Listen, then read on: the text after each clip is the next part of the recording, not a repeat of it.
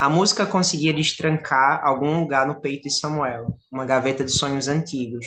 Houve um tempo em que ele sonhava com o mar, por exemplo, sonhava com um dia que levaria Marinha para conhecer o mar e ver se era verdade mesmo essa história de que a água do mar é salgada.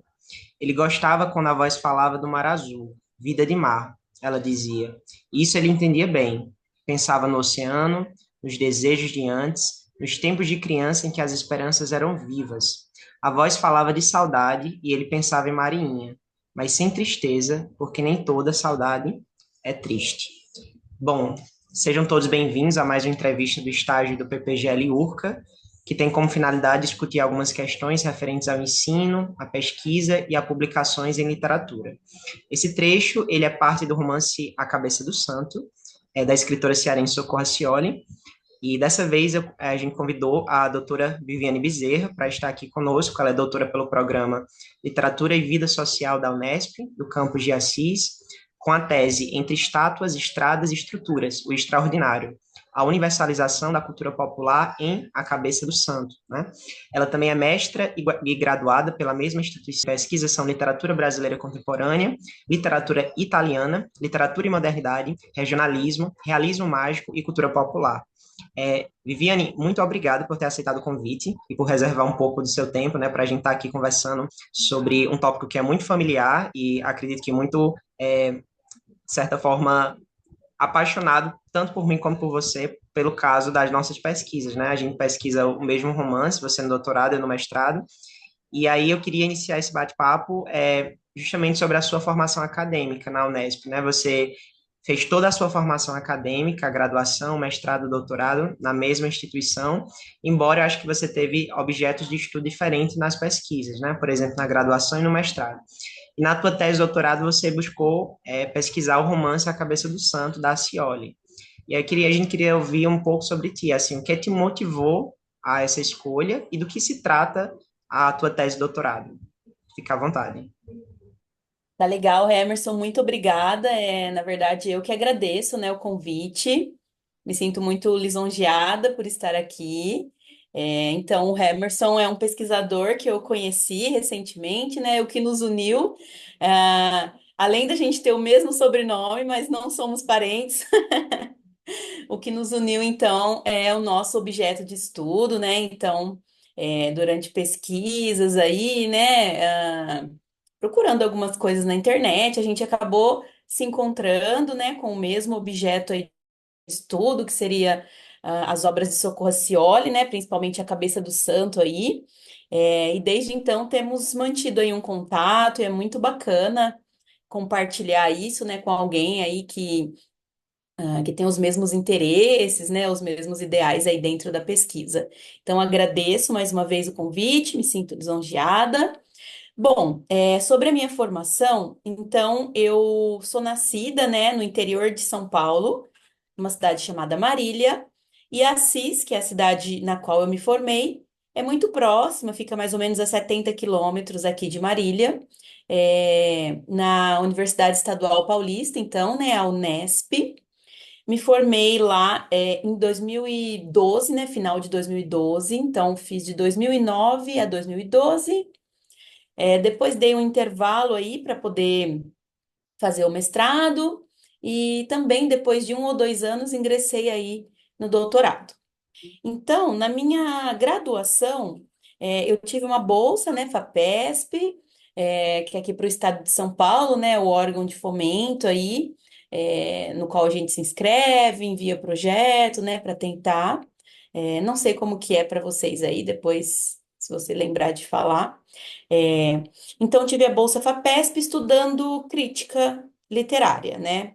Mais especificamente aí, José Veríssimo, é, século XIX, né? Então, era uma coisa um pouco diferente, assim, mas foi muito importante para eu ingressar nesse ramo da crítica mesmo, entender, o que seria a crítica literária, qual o papel do crítico, o livro que eu estudei seria A Formação da Literatura Brasileira.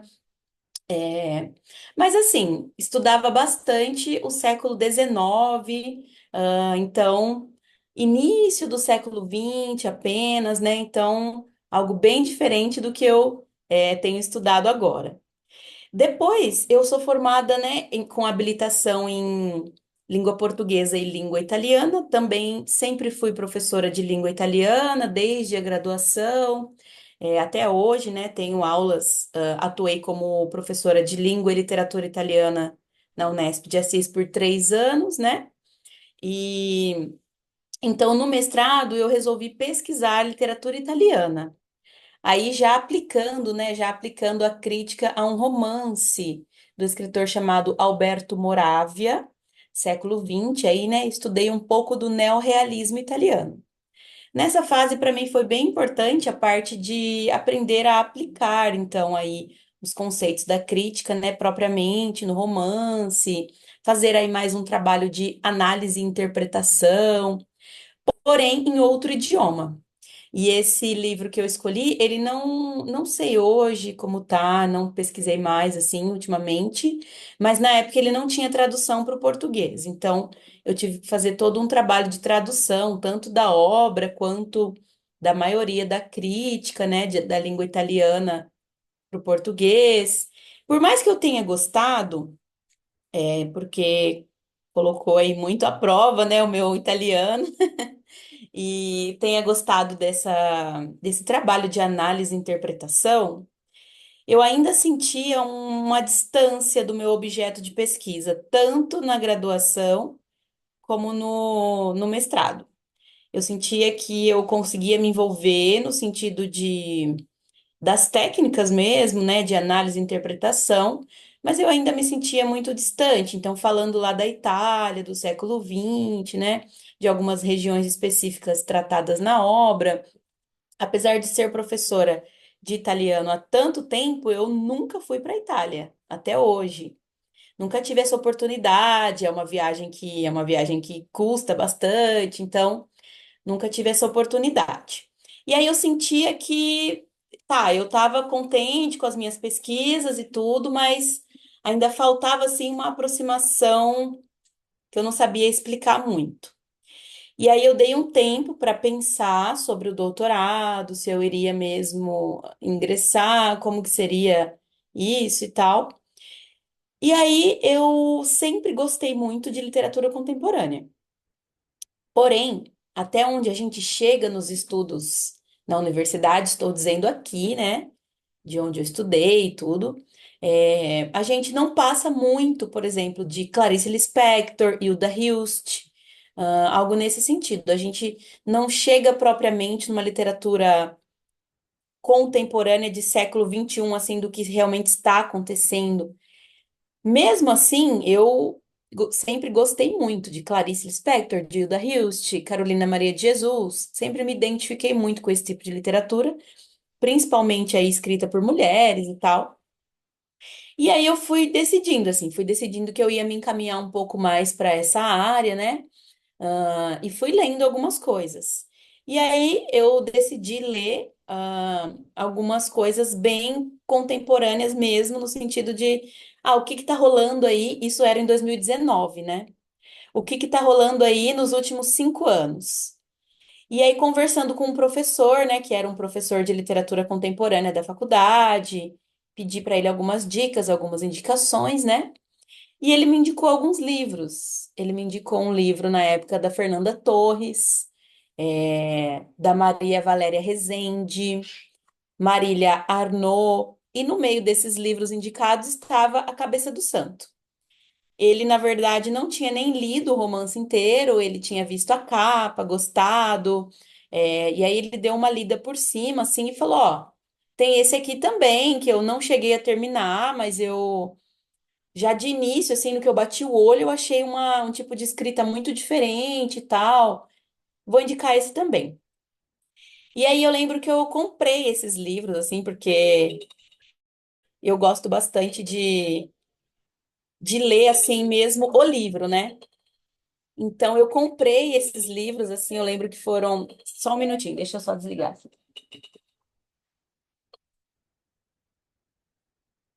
Desculpa, Heverson. E eu lembro que eu, assim, comprei os livros, né? E fui dando uma lida em todos, assim, são escritoras muito boas mesmo, todas essas que eu disse. Mas quando eu cheguei, assim, na Cabeça do Santo, já foi assim um baque de dizer assim, nossa, é muito diferente de tudo que eu tenho lido assim de literatura contemporânea. Calma aí, tem alguma coisa muito interessante nesse livro.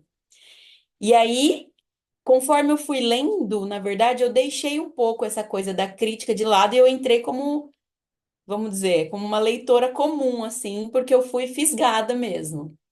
Fui fisgada e aí falei, bom, independente de eu trabalhar ou não, eu quero terminar esse livro aqui e tal. E nossa, tô muito encantada.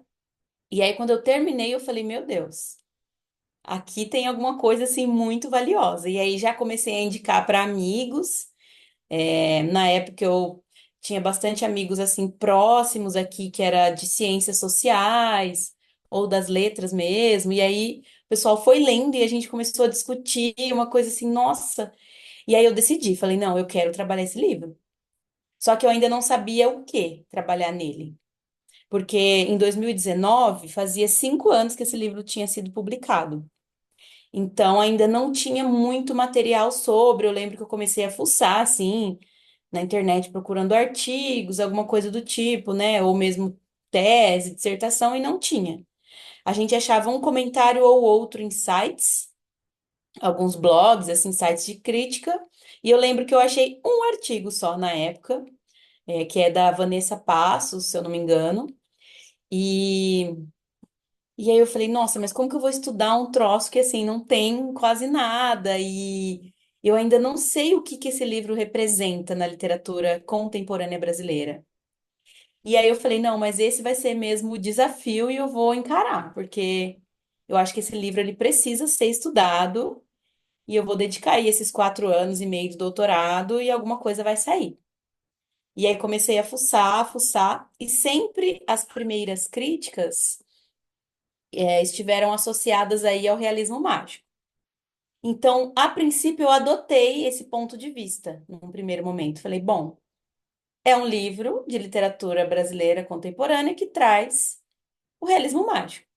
Então, eu fiquei assim, creio que uns 6 a 8 meses acreditando nisso, e defendendo e pesquisando. É, E a minha formação é muito voltada para literatura e sociedade, porque uma das pessoas que ajudaram a fundar o curso de letras na Unesp de Assis foi o Antônio Cândido. Ele foi professor lá por alguns anos, ele, na verdade, tem a formação como sociólogo, mas ele ajudou a fundar o curso de letras. Acho que foi, agora dizer exatamente antes ou depois dele atuar na USP, eu acho que foi antes, depois ele foi para a USP, ficou uns bons anos lá. Mas ele, então, pela Unesp de Assis ter essa filiação aí do Antônio Cândido, que é um dos autores que mais trabalha essa relação entre literatura e sociedade, eu tenho essa formação muito forte.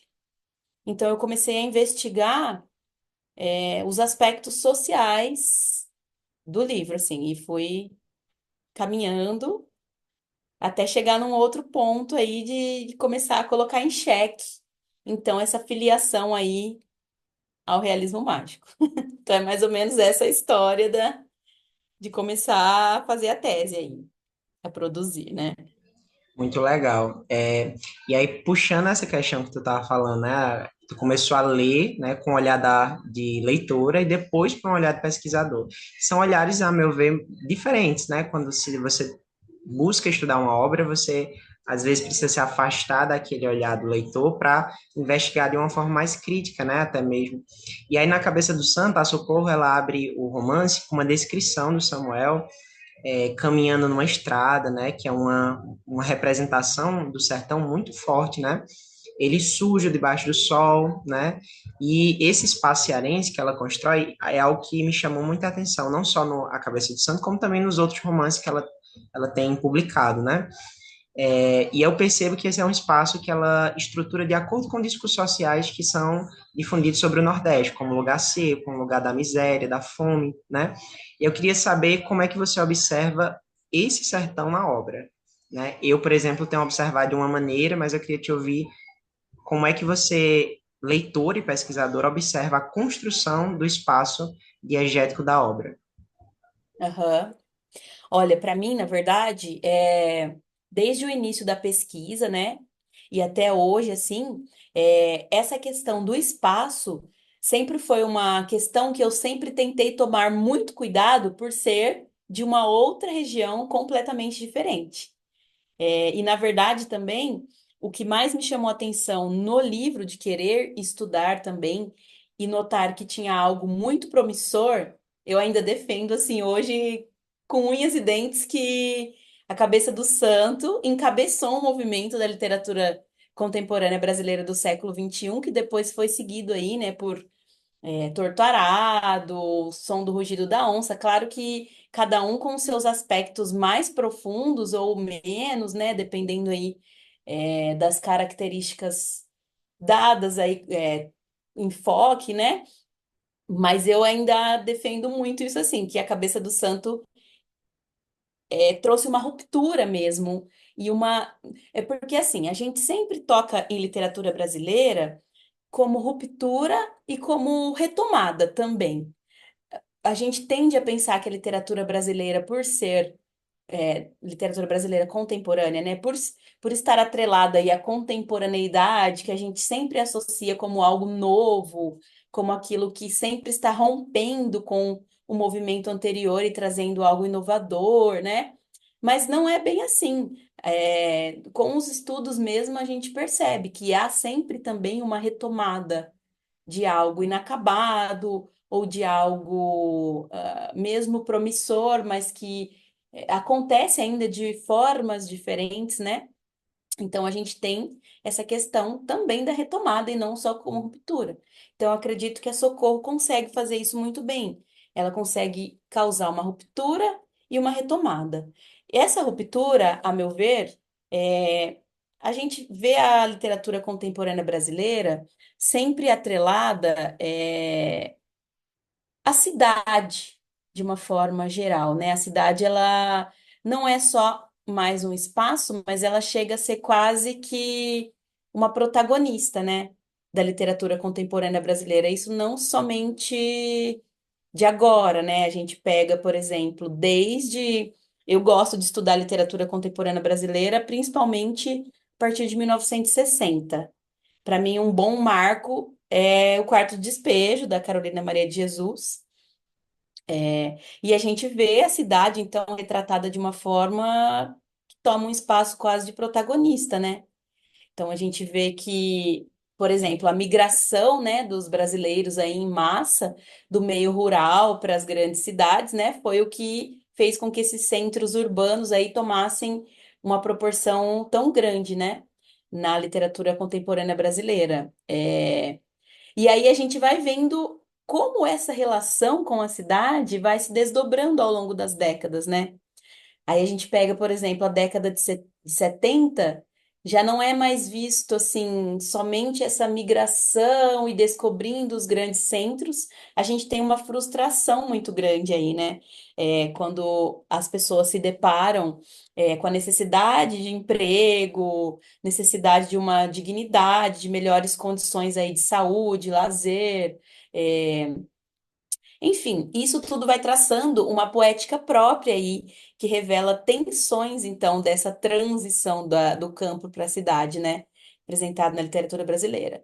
Isso vai se desdobrando até que na década de 80 a gente chega a uma literatura considerada brutalista, né? A gente tem muito firme aí a literatura de Rubem Fonseca, entre outros autores que representam uma violência crua, né? Nessa literatura. Depois a gente vai tendo já uma mistura de tendências estéticas na década de 90, porque a gente vai percebendo que tema, forma e a estrutura mesmo narrativa tá tudo muito atrelado sempre, né? E isso vai se desenrolando, então, essa relação com a cidade, né? Até que a gente chega, então, nesse momento aí que eu gosto muito de chamar como a busca por um Brasil profundo, que seria a gente perceber que o Brasil, ele é mais do que somente os grandes centros, né? Então, a gente tem esse deslocamento dos grandes centros aí que giram por muito tempo na literatura brasileira, entre o eixo São Paulo, Rio e Minas, né? E aí a gente começa a ver essa movimentação assim sendo mais valorizada, então, em regiões menores, né, regiões interioranas, de vários lugares. Então, a gente já tinha isso acontecendo, mas não com tanta força. Milton Ratum, por exemplo, né, traz aí Manaus, Ilustrada, enfim. Mas isso veio com muita força e, ao meu ver, assim, depois da cabeça do santo. Então, eu acho bacana porque é, eu vejo que a Socorro, assim, ela traz uma impressão desse sertão, muitas vezes da forma como ele é visto, sim, né? ah, Por olhos aí estrangeiros, vamos dizer assim, mesmo que seja um estrangeirismo dentro do próprio Brasil. Mas eu acho que apesar de no início ela ter essa descrição super seca mesmo, que remete a um regionalismo lá Graciliano Ramos, ou até um pouco antes, né? É, Mas eu acho que durante o romance ela consegue explicar tudo isso. Então, isso que eu acho bacana. Ela traz essa secura inicial, mas depois ela vem trazendo, ela vai quebrando essa visão cristalizada que a crítica tem de forma geral sobre o Nordeste, porque ela mostra que é muito mais que isso. Então, conforme ela vai adentrando aí nesses micro espaços dessa região, né, de Candeia, e região ali que ela escolheu para retratar, né? Juazeiro e tal. Conforme ela vai adentrando por esses microespaços, eu consigo ver que ela vai quebrando essa visão cristalizada de um Nordeste da seca, da fome e tal, e ela vai mostrando o porquê de muitas coisas e como muitas questões funcionam, né? Tanto que essa impressão é totalmente revertida, assim, né? No final, tal. É, e mostra que muito da questão política está envolvida em tudo isso. Assim como não só no Nordeste, mas se a gente mostra o que seria uma região da miséria, por exemplo, em São Paulo, a favela, né? Então também é muito estereotipada em muitas obras e tudo, mas eu acho que ela consegue fazer uma crítica assim que vai muito além dessa representação de um sertão que é somente a seca, né? Acho que mais do que essa representação espacial, ela traz aí, né, a questão das romarias, das igrejas, dos milagres, das estátuas de santo, as procissões, né? Então isso também é assim inseparável, né, do cenário. Então é o que eu acho muito legal, assim, que esse espaço está muito atrelado,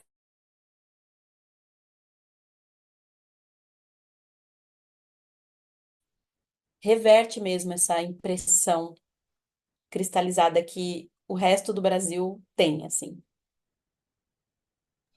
Eu concordo plenamente contigo. Eu acho que a Socorro ela usa isso de início como se fosse para estruturar e erguer a obra, né?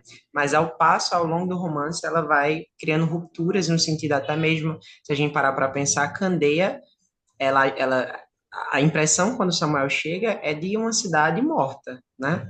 Mas é a partir da religiosidade, é a partir das ali toda aquele movimento cultural da cultura popular que ela vai se reerguendo, né? Vai se reformulando em uma nova candeia, né? E eu acho isso muito interessante, até porque o próprio Samuel também ele é uma representação de tradição e de modernidade, né? Ao passo que ele primeiro não tem fé em nada do espírito, e no final ele, embora não se torne um cristão, mas ele começa a acreditar no amor, né? Que é o final da obra. Então, eu acho muito interessante também a forma como a Socorro bebe da tradição, mas ela não, o sertão dela não é um sertão só da seca, né? É um sertão dinâmico até mesmo, né? Bom, e aí falando, por exemplo, ainda sobre essa questão, né, que você menciona do realismo mágico, das pesquisas quando você estava no início ali procurando, né, uma fortuna crítica, você vai falar na tua tese que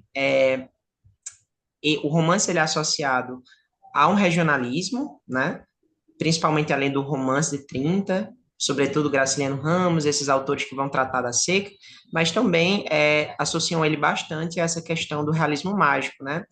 Lá nos anos de 1950, e E aí você levanta uma pergunta que eu queria te ouvir, na verdade, aqui, né? Seria pertinente deslocar um conceito utilizado para classificar obras hispano-americanas, por exemplo, da segunda metade do século XX, como, por exemplo, a própria obra do Gabriel Garcia Marques, né, O Cem Anos de Solidão, para categorizar obras brasileiras a partir aqui da segunda década do século XXI?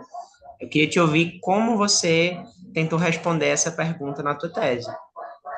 Aham, Até porque, assim, tem pessoas que hoje estão levantando talvez um novo movimento, né? A própria Socorro fala de um realismo animista, e aí eu queria te ouvir.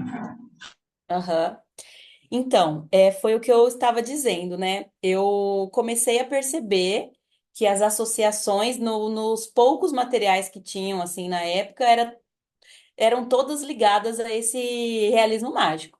Tanto para elogiar, até mesmo como para criticar, né? A gente tem lá uma crítica inicial do romance, onde o jornalista diz que ela tenta alcançar um realismo mágico e não consegue. E aí, até na minha tese, eu digo: a crítica diz que ela não consegue alcançar um objetivo que ele mesmo traça. Tipo, quem foi que disse em algum momento que a Socorro já teve o objetivo de alcançar um realismo mágico, né? E aí eu comecei então a pensar diferente. Então, durante alguns meses assim de pesquisa, eu aceitei esse termo, mas porque estava lá, pela crítica. Então eu disse, bom, vamos investigar, né, se é isso mesmo e tal.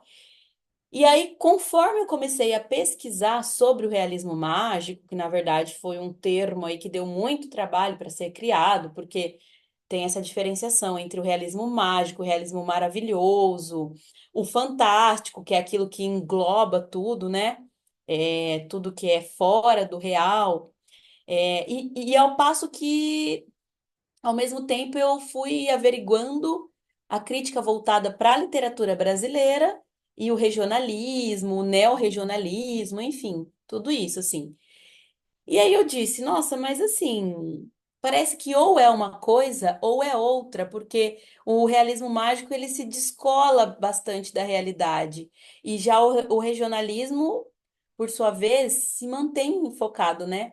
E eu ainda acredito muito na teoria, destacada por alguns autores, aí como o próprio Antônio Cândido, o Carl Erich Schhammer, a própria Regina Dal Castanho, né?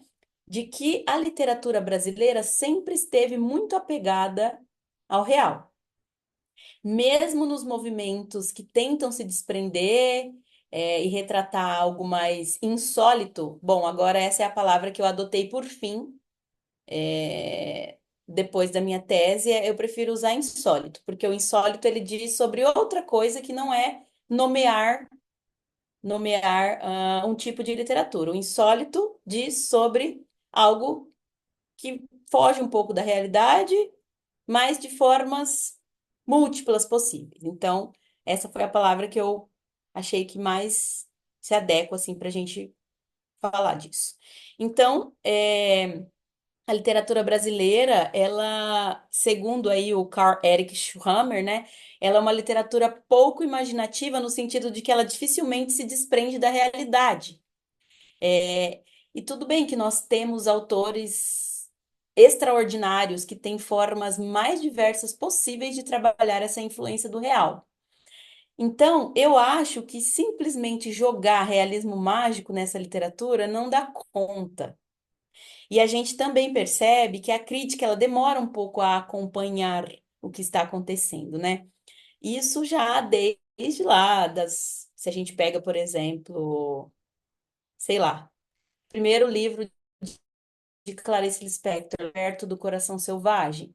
Na época foi rechaçado pelos críticos do momento, né, que era Álvaro Lins, Otto Maria Carpo, disseram que Clarice não deveria nem publicar aquele livro, porque ele era muito estranho, né? Tem uma crítica lá do Álvaro Lins na época que diz que é uma linguagem que se aproximava de James Joyce e Virginia Woolf, e isso de certa forma elogiando, né, mas que ele achava que era uma linguagem que divagava demais, que não tinha nada a ver com a realidade. Ele estava sempre comparando com autores consagrados ali da época, né, que adotavam uma linguagem mais realista, mais descritiva e tal. Então a crítica ela demora, né, um pouco a acompanhar. E eu acho que isso também está acontecendo já há um tempo na literatura brasileira contemporânea, né? É, até mesmo se a gente pega, né, o termo que você citou, o realismo animista, ele é muito voltado para a literatura angolana, africana, né? Então eu acho que pode talvez representar um pouco melhor do que o realismo mágico, ainda não sei, mas ainda acho que não é o termo. Acho que nós estamos aí, todo mundo, né, os pesquisadores, correndo atrás disso, mas acho que a crítica ainda não deu conta de definir. E aí eu comecei a perceber, quanto mais eu estudava o realismo mágico, focado aí, né, nos autores hispano-americanos de forma geral, mesmo que a gente tenha tido autores como Murilo Rubião, o José J. Veiga, ainda não é exatamente o que Socorro Racioli faz na literatura dela, é diferente. Então eu comecei a perceber que talvez fosse um pouco leviano da crítica tacar esse termo. Ah, realismo mágico, porque, nossa, parece muito com Garcia Marques, não sei o quê. E eu achei que não, eu achei que seria, assim, muito simples da minha parte também fazer isso. E então eu fui mais uma vez para o tipo de pesquisa que Cândido sempre incentivou, né? Literatura e vida social. E comecei a perceber que muito do que estava lá sendo chamado de mágico, até mesmo a existência da cabeça, existe na realidade brasileira dos, dos, das cidades interioranas aí, no caso do livro, né, o interior nordestino, mas várias regiões interioranas aí, são coisas que existem para a realidade das pessoas que estão ali. Então, também seria um pouco colonialista da crítica, ao invés de conhecer essa realidade a fundo, tacar um termo já pré-definido aí do século XX para obras hispano-americanas. Então, foi mais ou menos esse pensamento, assim. Muito legal. A gente está aqui faltando 5 minutos, então eu vou para a minha última pergunta. Ela é muito mais subjetiva e é mais no sentido assim de você me dar dicas assim para quem vai assistir essa entrevista, né? Então, eu queria saber qual foi o livro que te marcou. Eu sei que é uma pergunta muito difícil, porque depende do tempo, né? Assim, a gente é adolescente, tem um livro que marca, na vida adulta é outra. Mas, assim, Aham. qual foi o livro, assim, que você, poxa, esse aqui foi muito bom para mim, abriu portas no sentido, assim, que te marcou de alguma forma? E o que você tem lido recentemente? Tipo assim, quais são os livros que você leu recente?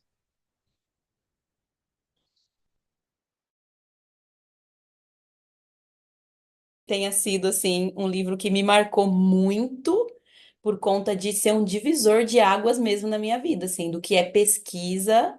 Tu pode só repetir, porque deu uma falhazinha aqui na internet. Ah, tá, desculpa. Eu disse que não sei se vale falar a cabeça do santo, talvez não, mas assim, queria enfatizar que esse livro realmente me marcou muito. Foi um divisor de águas assim na minha vida no sentido de pesquisa, como leitora também, né, de literatura contemporânea brasileira. Mudou minha vida, assim, no sentido de tomar um novo rumo. Mas vamos lá, na graduação, por exemplo, eu acho que Hilda Hilst. Por exemplo, o Caderno Rosa de Lori Lambe me marcou demais, porque eu acho que o que essa mulher faz com a linguagem também é uma coisa assim arrepiante. Então, acho que eu falaria o Caderno Rosa de Lori Lambe do ponto de vista de narrador. E o que eu tenho lido ultimamente, fui me enveredando aí pelo caminho do Nordeste, me encantei. Então, eu tenho ficado muito em Socorro Racioli, Micheline Verunski, Luciane Aparecida aí com Mata Doce, Itamar Vieira Júnior, Jaridia Arraes. E para dar uma indicação, né, caso. Mas o que você lê, por exemplo, de alguém mais próximo aí de São Paulo? Eu diria a Aline Bey, que faz aí também uma grande coisa com a a prosa poética, uma linguagem poética aplicada na prosa. Então, acho que seriam esses autores, assim. Muito bom. Alguns deles eu tenho lido bastante. A Verunsky, o novo livro dela, Caminhando com os Mortos, é muito bom também, né? Bom, Fantástico. adoraria ficar conversando. A gente teria muito tempo para conversar mais, talvez horas e horas sobre a cabeça do santo, né? Muita coisa ainda fica fora dessa conversa, mas eu queria te agradecer muito, Viviane, por ter aceitado o convite, por ter apresentado aqui um pouco da tua pesquisa, ter conversado sobre esse livro que é o nosso objeto de estudo, né? E eu li a tua tese já e achei muito boa a proposta. E aí, muito obrigado por ter aceitado topar esse convite, né? A gente já fazia um tempo que a gente não conversava sobre, e espero que a gente possa ter outros momentos para a gente também conversar sobre outras coisas, talvez, né? E quem sabe até sobre a Socorro também, viu? Ai, legal, com certeza. Para mim vai ser sempre um prazer, uma honra. Você é uma pessoa muito querida para mim também. E provavelmente teremos muitos outros encontros aí. E espero também que quem assista essa entrevista goste e que tenha algo a contribuir aí à formação de vocês. Agradeço muito. Pois muito obrigado, viu? Vou encerrar aqui parar aqui a gravação.